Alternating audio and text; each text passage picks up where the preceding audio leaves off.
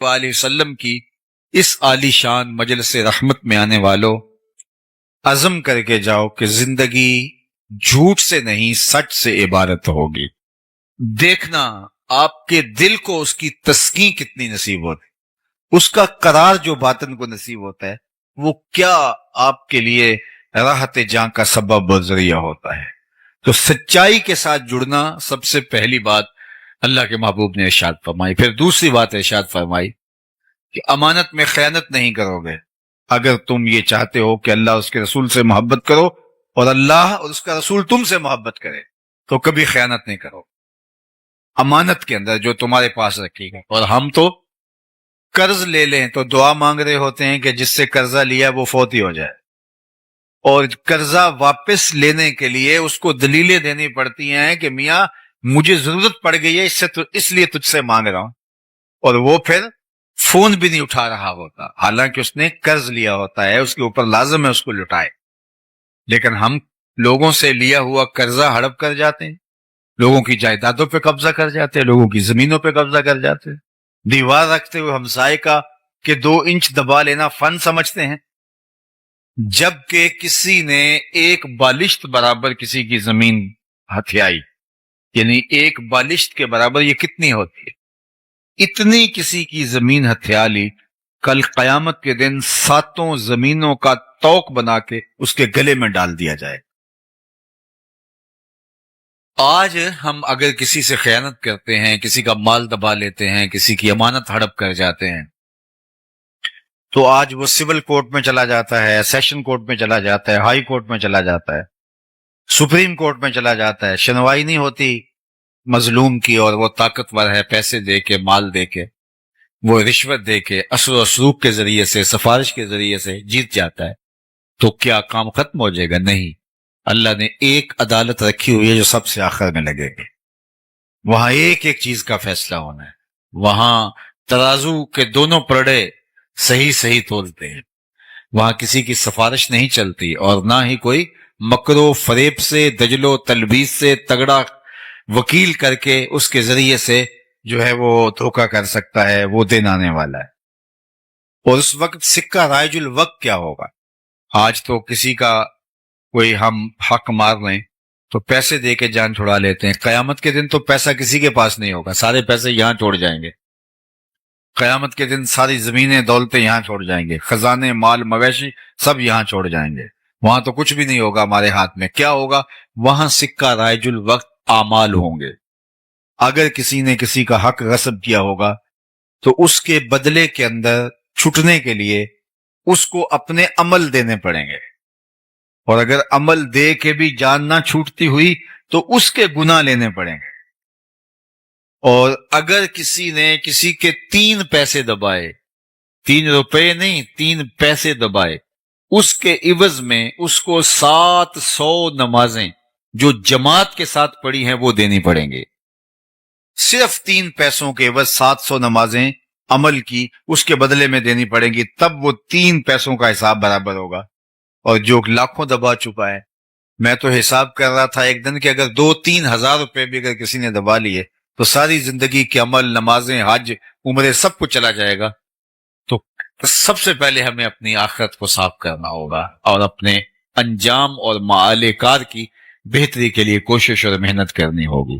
یہ زندگی بڑی تیزی کے ساتھ گزرے اور میں اور آپ لمحہ لمحہ موت کے قریب ہو رہے ہیں، تو کہیں مغالطے میں نہ رہیے گا۔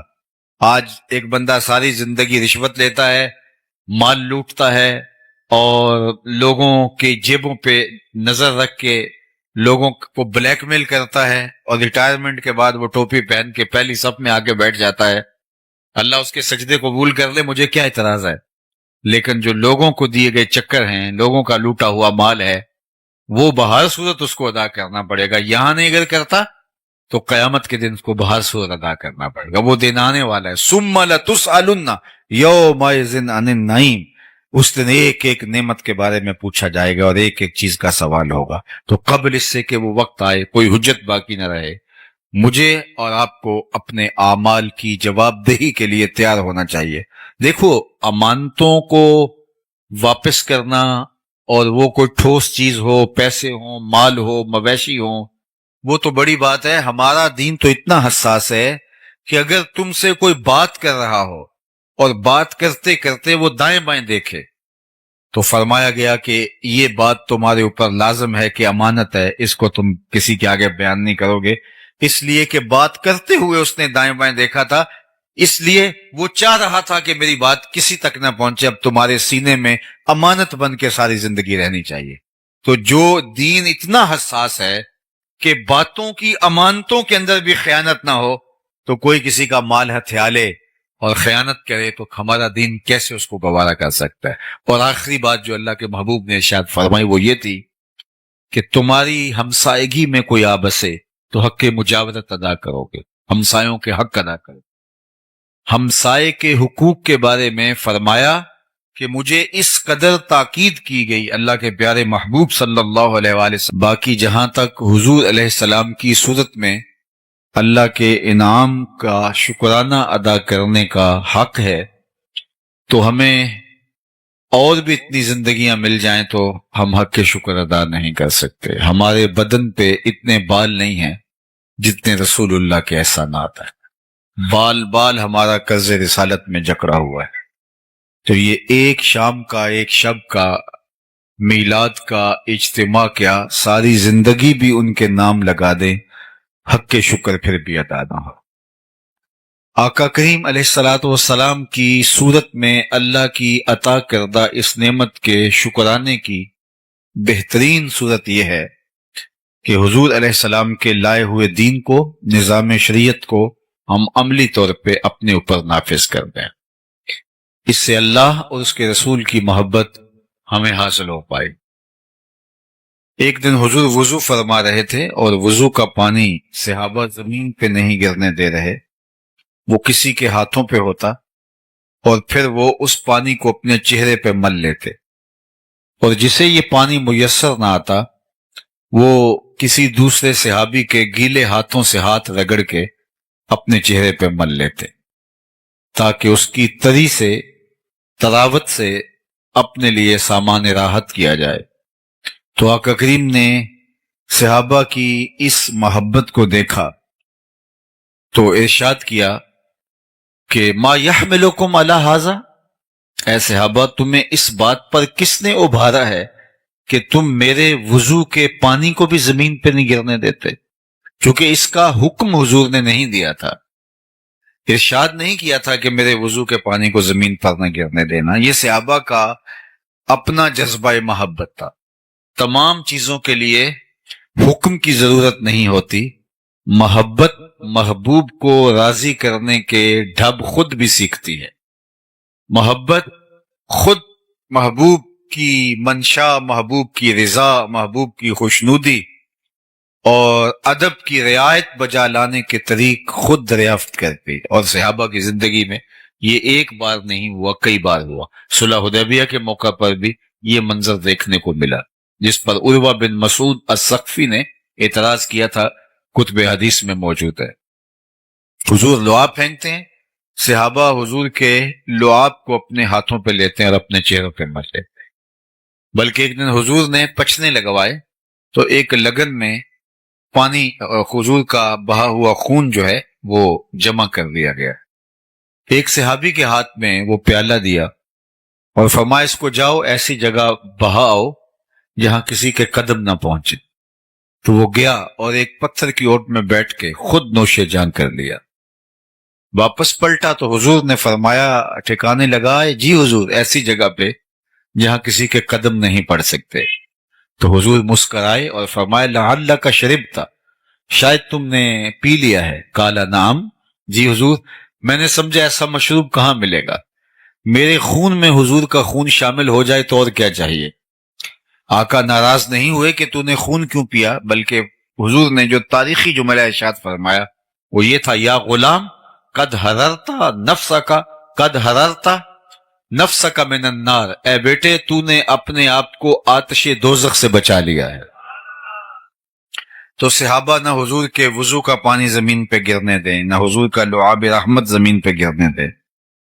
اور یہ ان کی محبت کا ایک ڈھنگ تھا اور حضور کے پیار کا ایک اسلوب تھا جو ان کے عشق نے ان کو سکھایا تھا. ان کی محبت نے ان کو یہ درس دیا تھا کہ محبوب کے اعضائے نور کی اترن کو بھی زمین پہ نہ جانے دیا ہے، اس کو بھی اپنے چہروں پہ ملا جائے۔ کائنات میں کسی نے صحابہ جیسا کوئی عاشق نہیں دیکھا ہوگا، لیکن میں آپ کو بتاؤں کہ عشق کی فراوانی، عشق کا زور حسن کی فراوانی کی وجہ سے ہوتا ہے۔ جتنا حسن فراواں ہو اتنا عشق زور آور ہوتا ہے۔ تو کائنات میں اگر صحابہ جیسا کوئی عاشق نہیں ملتا تو حضور جیسا سونا بھی زمانے میں کوئی نہیں ہے۔ لکھاں آئے لوک زمانے تے محبوب خدا جیا کوئی نہیں، لکھاں سونے بن بن بیندے نے او دی خاکے پا جیا کوئی نہیں۔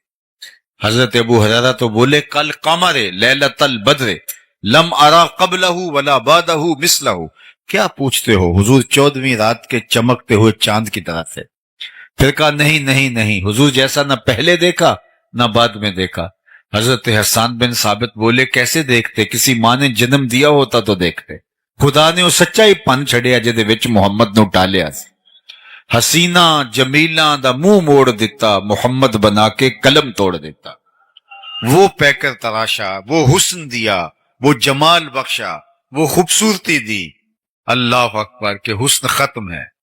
کسی نے کہا تھا کہ حسن جدا پانی پرے عشق بھی غلامی کرے، حسن ادا پانی پرے عشق بھی غلامی کرے، چند سینہ چیر دے جدوں وہ اشارہ کرے، جیڑا انہوں ویکھے پھرے دل نو سنبھالدا، لب کے لے آواں کتھوں سونا تیرے نال۔ وہ جمال دیا، وہ خوبصورتی دی۔ آپ نے محبت کی لوک داستانیں سنی ہوں گی، لیکن کبھی آپ نے یہ نہیں سنا ہوگا کہ کسی محب نے محبوب کے لعاب کو اپنے ہاتھوں پہ لیا ہو اور اپنے چہرے پہ ملا ہو۔ لیکن یہاں محبت کے ایسے مظاہر بھی دیکھنے کو ملتے ہیں۔ اب حضور وضو کرتے ہیں، صحابہ وضو کے پانی کو زمین پہ نہیں گرنے دیتے، چہروں پہ مل دیتے۔ آقا کریم نے ان سے پوچھا ما یحملکم علی ھذا، میں نے تو اس کا حکم نہیں دیا، تم ایسا کیوں کر رہے ہو؟ تو سنیے اس کا جواب۔ انہوں نے کہا حب اللہ و رسولہ، اللہ اور اس کے رسول کی محبت کا تقاضا یہ ہے کہ ہم اس وضو کے پانی کو زمین پر نہ گرنے دیں۔ تو اللہ کے محبوب نے ان کی تردید نہیں کی، ان کو اس کام سے روکا نہیں، ان کو اس کام سے منع نہیں کیا، بلکہ اللہ کے محبوب کی دور اندیش نگاہ آنے والے حالات کا ملاحظہ فرما رہی تھی کہ آنے والے لوگ کہیں محبت کے ان مظاہر پر ہی موقوف نہ رہیں اور باقی دین ان کی نظروں سے اوجل نہ ہو جائے اور ترک نہ کر بیٹھے۔ وہ آقا کریم نے صحابہ سے مخاطبت کرتے ہوئے فرمایا صحابہ تمہارا یہ عمل اس لیے ہے کہ اللہ اور اس کے رسول کی محبت، تو سنو جو اللہ اور اس کے رسول کی محبت چاہتا ہے اور یہ چاہتا ہے کہ اللہ اور اس کا رسول اس سے محبت کرے اور وہ اللہ اور اس کے رسول سے محبت کرے، تو اس کا یہ کام اپنی جگہ پہ اس کو 3 کام کرنے چاہیے۔ سب سے پہلی بات، جب بولے سچ بولے، اس کے زندگی میں کبھی جھوٹ نہیں بولنا چاہیے۔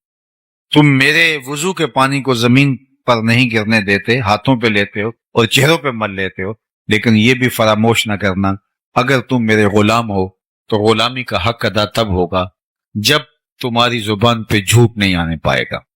دوسری بات ارشاد فرمائی کہ جب تمہارے پاس امانت رکھی جائے تم اس میں کبھی خیانت نہیں کرو۔ اور تیسری بات ارشاد فرمائی تمہاری ہمسائیگی میں کوئی آ بسے تو تم حق مجاورت ادا کرو گے، ہمسائیگی کے حق کا، حقوق کا لحاظ رکھو۔ یعنی تمہارا یہ عمل، سبحان اللہ، لیکن یہ 3 چیزیں تم سے فراموش نہیں ہونی چاہیے۔ سب سے پہلی، جب بھی بولو سچ بولو۔ میں اور آپ کیسے جھوٹ بول سکتے ہیں جبکہ ہمارے آقا و مولا کو کافر بھی صادق و امین کہتے تھے؟ اگر ہم جھوٹ اس کے باوجود بھی بولتے ہیں تو پھر سمجھیے ہمیں دین کی سمجھ اور دین کا فہم ہی نہیں آیا۔ ہم اپنے نبی سے جو پیار کا ربط رشتہ رکھتے ہیں وہ ہمارا ادھورا ہے، پورا نہیں۔ حضور سے پوچھا گیا مومن بزدل ہو سکتا ہے؟ فرمایا نہیں، مومن بہادر ہوتا ہے۔ لیکن فرمایا ہو سکتا ہے کبھی بزدلی بھی کر جائے، آخر بشری تو ہے۔